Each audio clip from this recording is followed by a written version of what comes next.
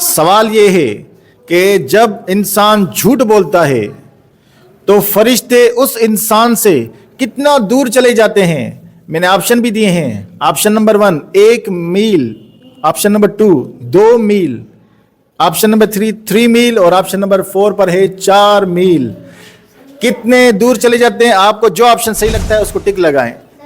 मैं लास्ट में बताऊंगा किसका जवाब सही है। 1 मील। जो इंसान झूठ बोलता है उससे फरिश्ते 3 मील दूर चले जाते हैं। मैं बताता हूं लास्ट में कौन सा जवाब सही है। आप बताएं। 1 मील, ठीक है। आप बताएं कितने दूर चले जाते हैं फरिश्ते? 4 मील। 4 मील। लास्ट है 2 मील। जब इंसान झूठ बोलता है तो उससे फरिश्ते कितना दूर चले जाते हैं? 1 मील दूर चले जाते हैं। इसलिए हमेशा सच बोलना चाहिए।